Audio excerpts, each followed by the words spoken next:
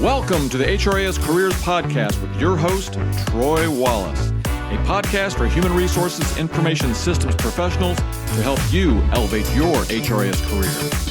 We always say no one gets into HRIS on purpose, but it sure is interesting to find out how they did.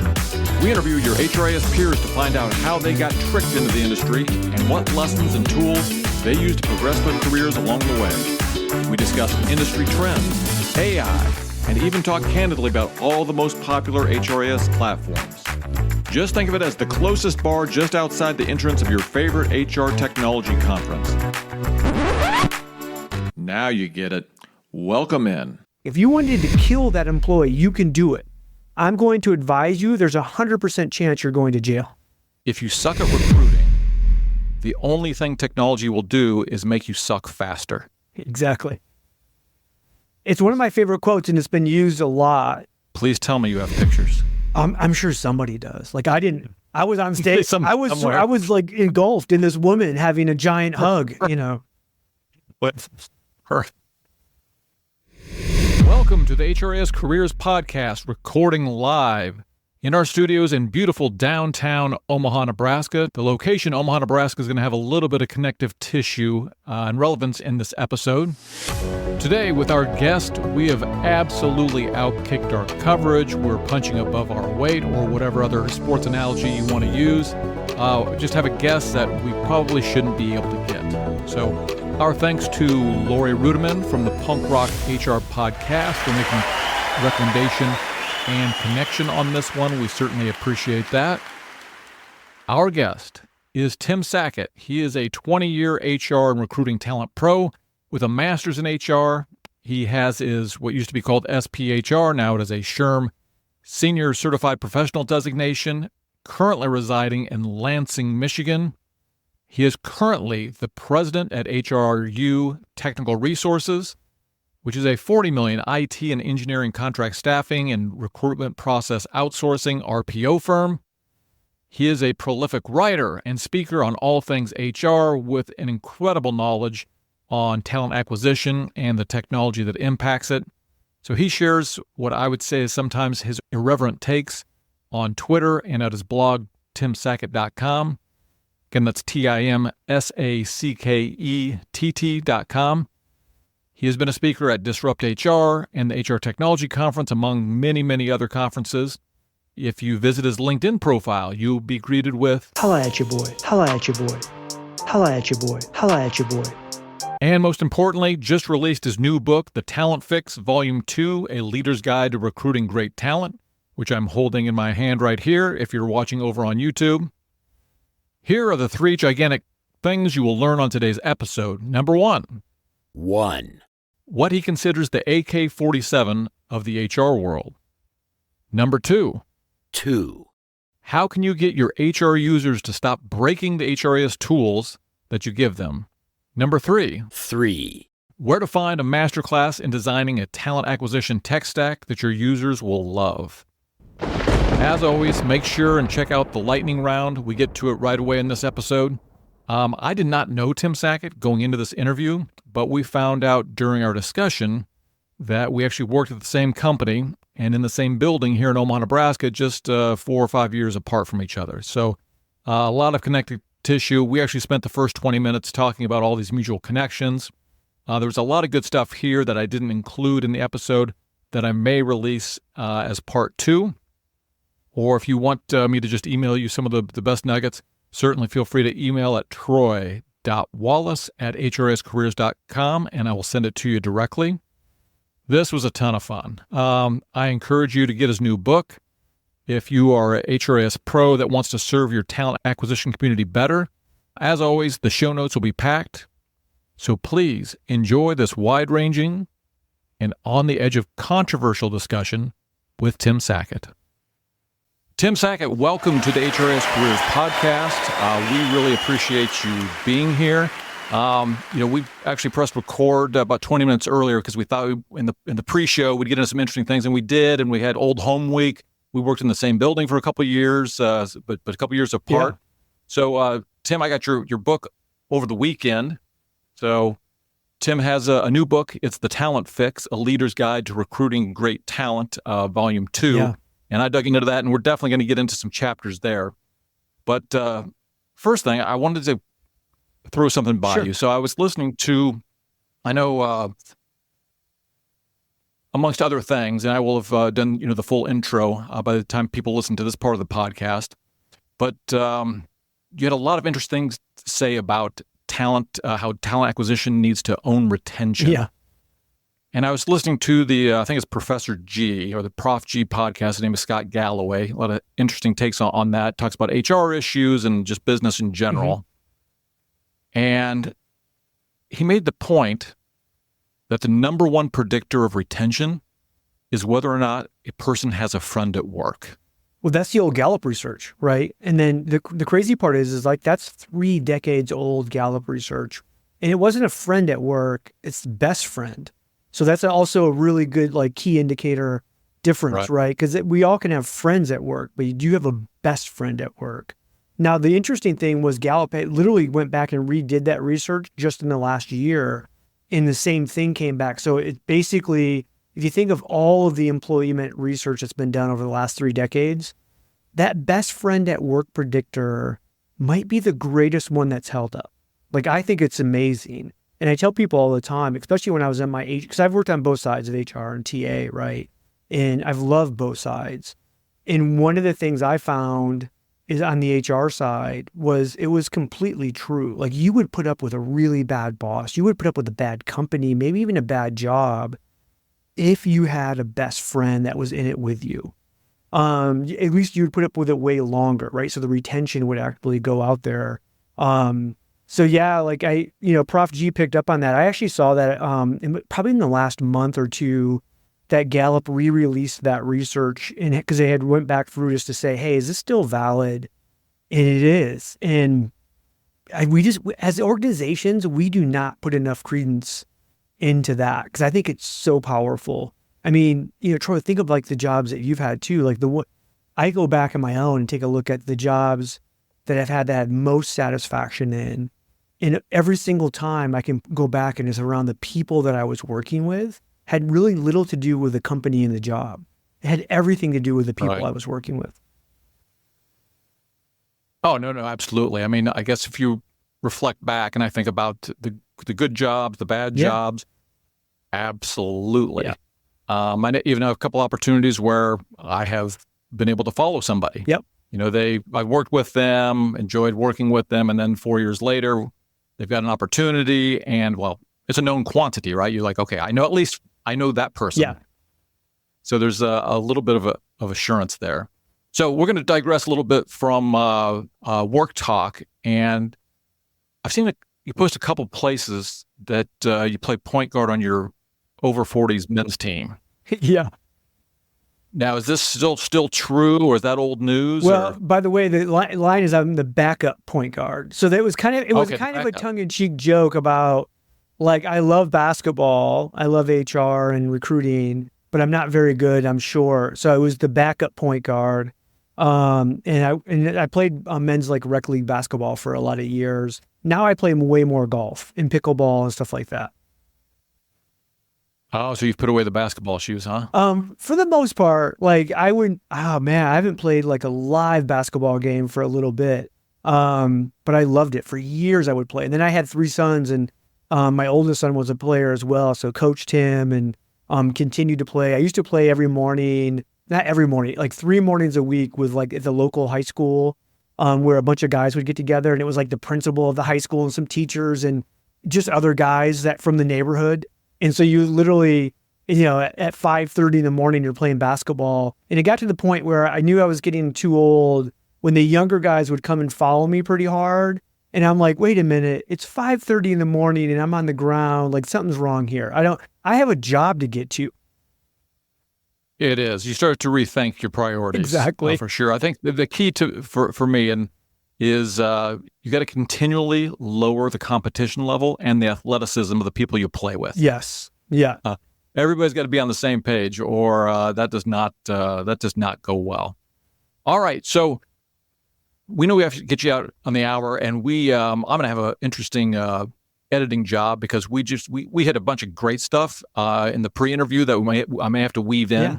But I never want to miss out on doing what we call the lightning round. Yeah. So I always put some imaginary time on the clock, and it'll be 5 questions. I may ask them rapidly, but you do not have to answer them rapidly. Okay. So, all right, here we go. Now, I know you do a lot of speaking. And by the way, I'm extremely jealous of the Cayman event that you spoke at. Just the fact that you got down there on a speaking event, that's maybe a whole nother thing. But 1. Is there anything, I'll call it the funniest, quirkiest, worst thing that's happened to you at a speaking event conference? There's a lot. One of the things, especially when you get around like that speaker world and you run into other speakers, I think some of the craziest things that happen is when you never know, like the audience, when you get there, like, is it going to be a jam-packed room with people sitting on the side? Is it going to be 2 or 3 people? And so when I first started speaking, most of it's kind of volunteer. Like you might get your flight paid for, or you might, get a hotel room, but for the most part, you're not getting paid. I remember one of my first really paid speaking gigs. I think I was getting like $2,500 in travel. So I'm like, okay, hey, I'm getting paid to come speak. I'm a professional speaker. I'm going to go down there.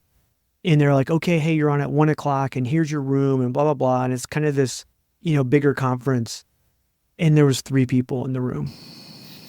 And you're just like, what do you do? Like you have you almost want to pull them together and just say, hey, should we just have a conversation? Because it's going to seem really weird for me to go into an hour's worth of content for the 3 of you. And then when you start talking to like professional speakers, you realize that all of us have those same stories. Everyone's been to an environment. Like I remember one guy was like, yeah, I was going to this, farm construction one in South Dakota. And like I show up and there's a stage and it's 360. I'm surrounded by all these chairs. It's like 5,000 chairs. And I'm like, this is going to be amazing. And I show up the next morning. They had a big blowout party the night before. There was 50 people. There's nobody there. I have this amazing stage. And so to me, those are the funny ones. So I've actually spoken 4 or 5 times in Cayman. And years ago, I did a post about workplace hugging. And so I was in Cayman and I'm doing the workplace hug rules. And this is, again, like 6, 7, 8 years ago. And I asked for a volunteer. And I'm 5'7", 170 pounds. I had a Canadian woman that had to be 6'4", 320 be my partner to hug. And she devoured me into her.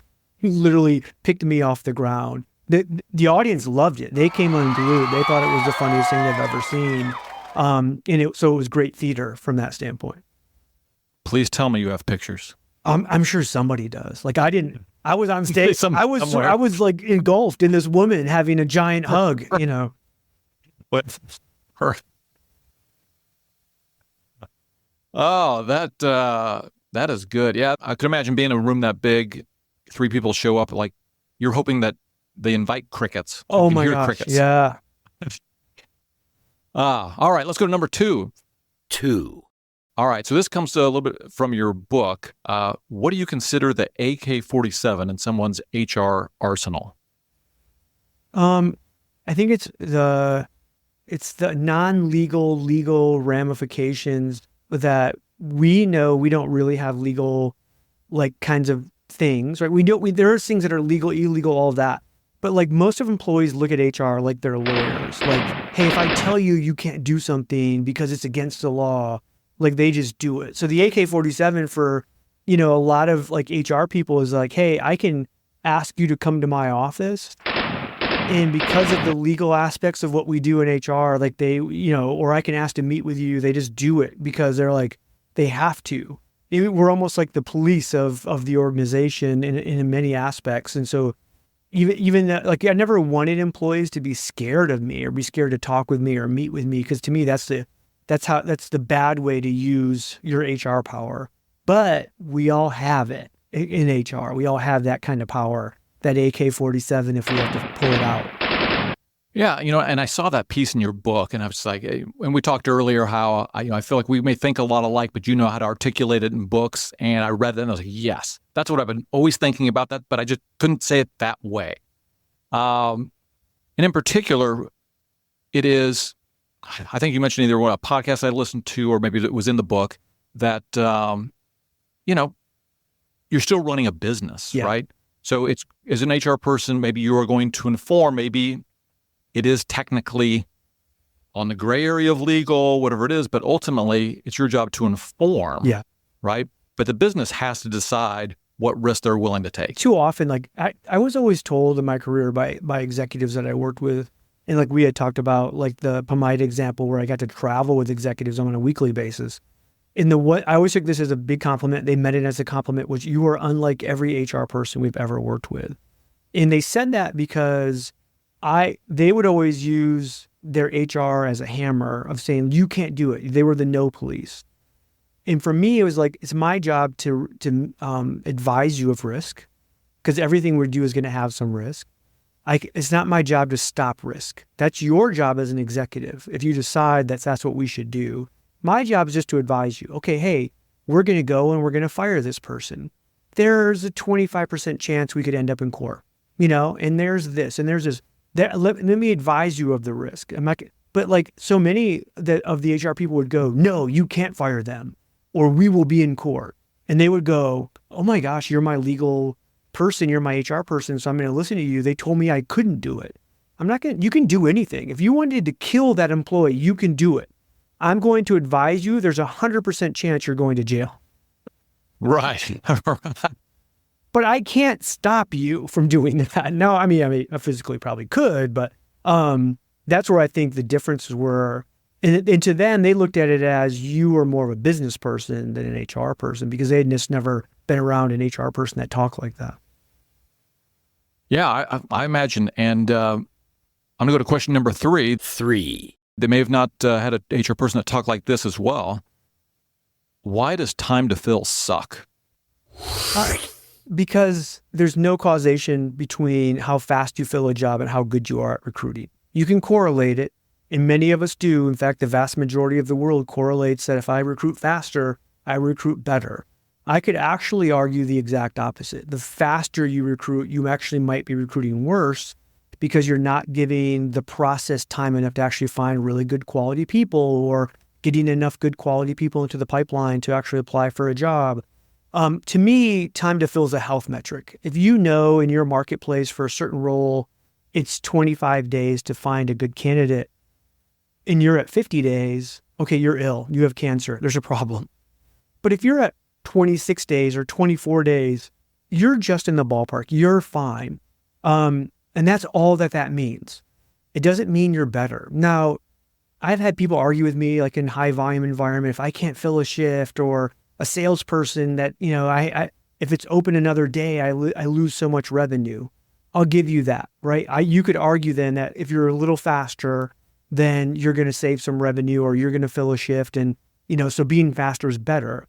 But I could also, again, argue back to say, okay, even though you hired that salesperson a day quicker, you hired the wrong salesperson, and ultimately down the road, exponentially you're losing sales. And so again, for me, it's just there's no causation there between faster and better. And I think we've made a miscalculation to correlate those two together. I read that, and I think that was in your chapter on technology that I picked that out of. And by the way, obviously we're going to have a lot of HRIS people listening. Yeah.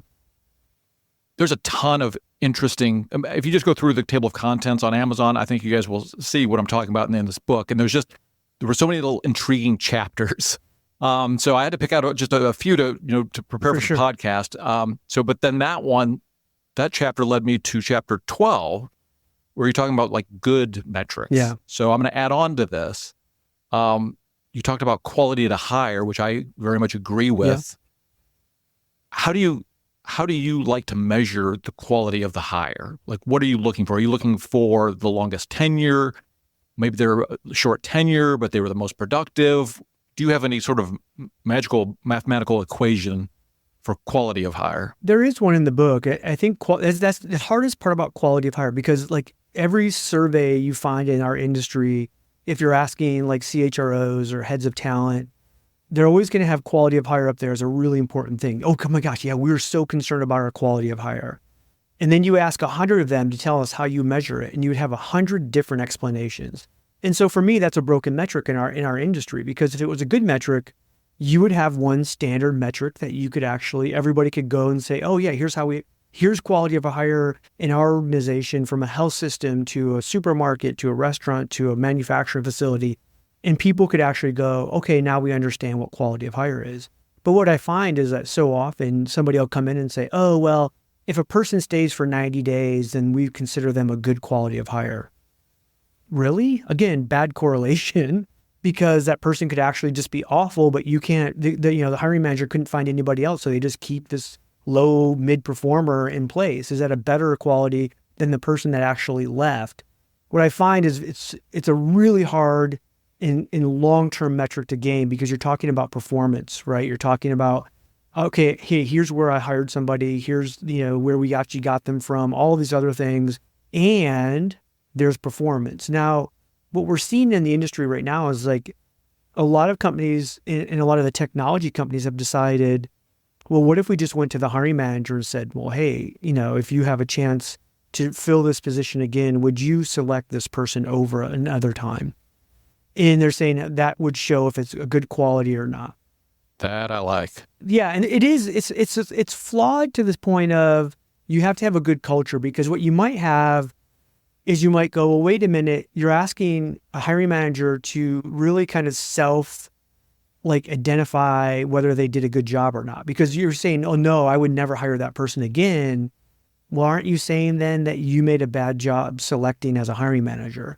So you're kind of incentivizing them to actually say it's a good hire, it's a good quality of hire, because they don't want to rat themselves out on doing bad at selection.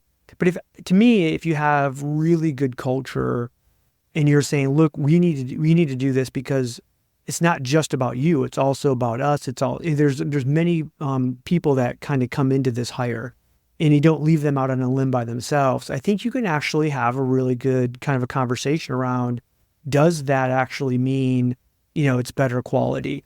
Because I think it takes us some time to really determine. Like, so often we hire somebody and we think, oh, this person's going to be amazing.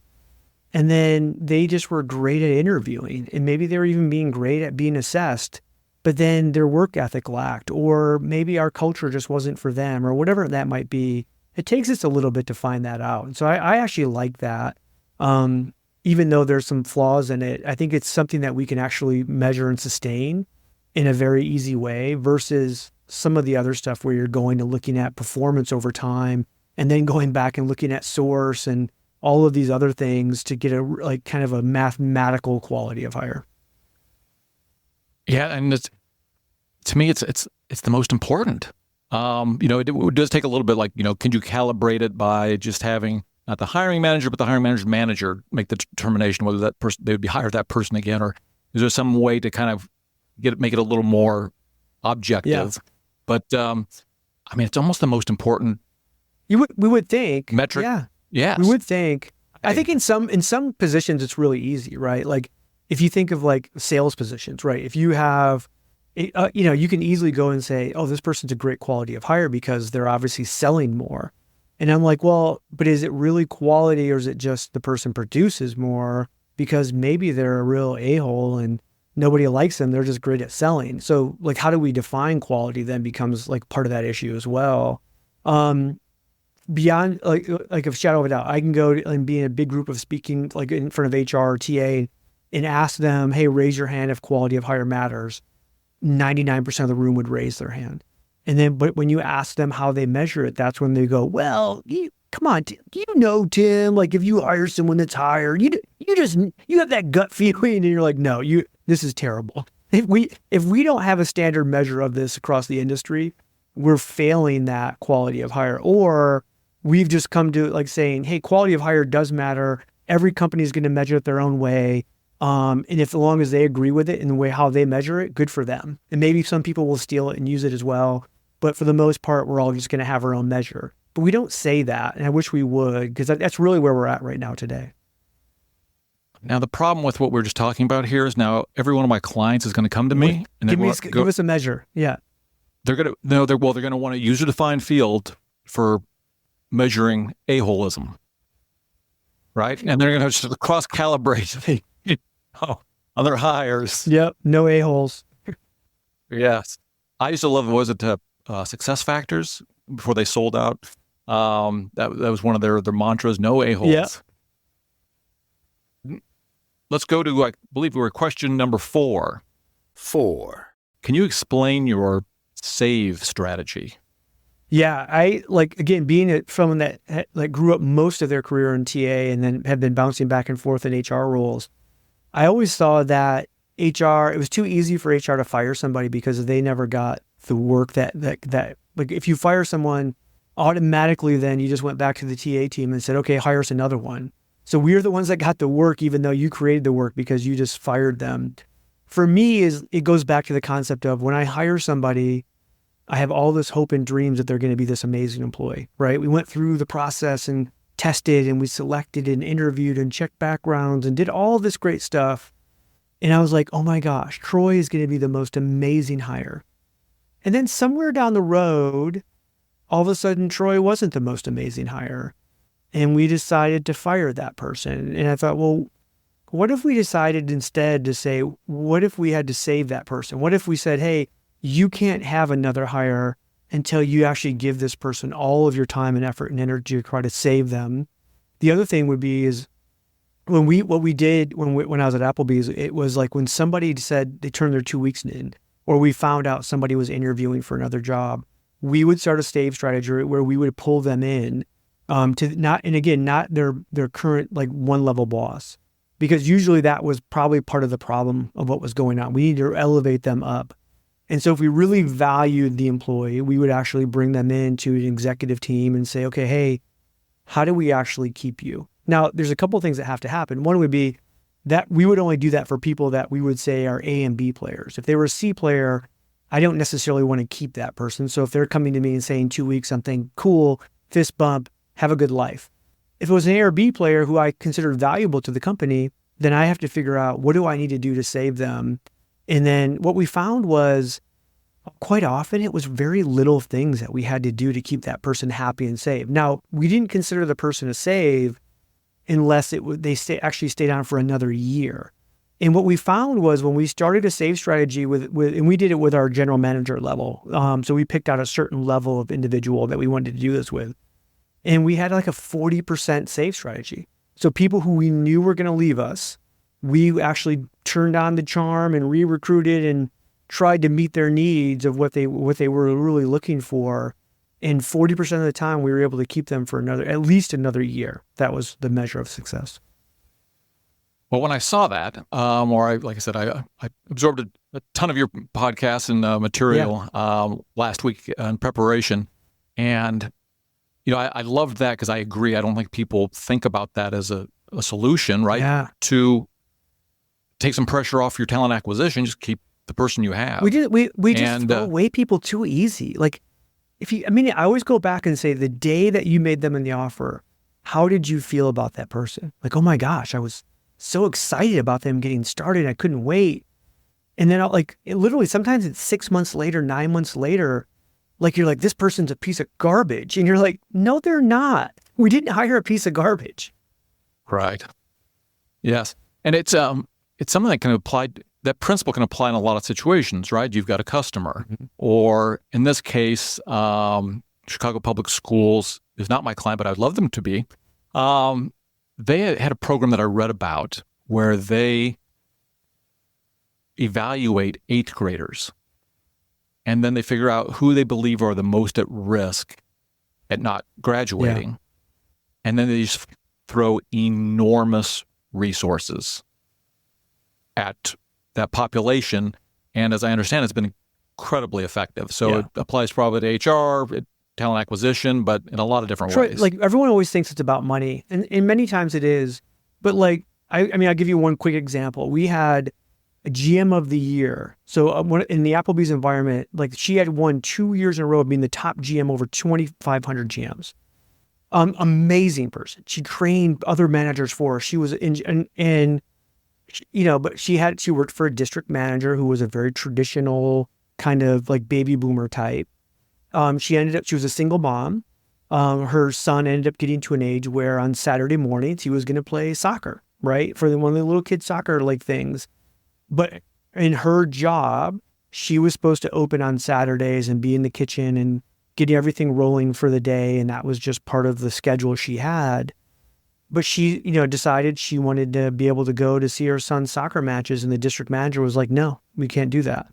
And so Chili's across the street, the guy was like, yeah, you can do that. And then, Right. we'll make that happen for you. And that was all she wanted.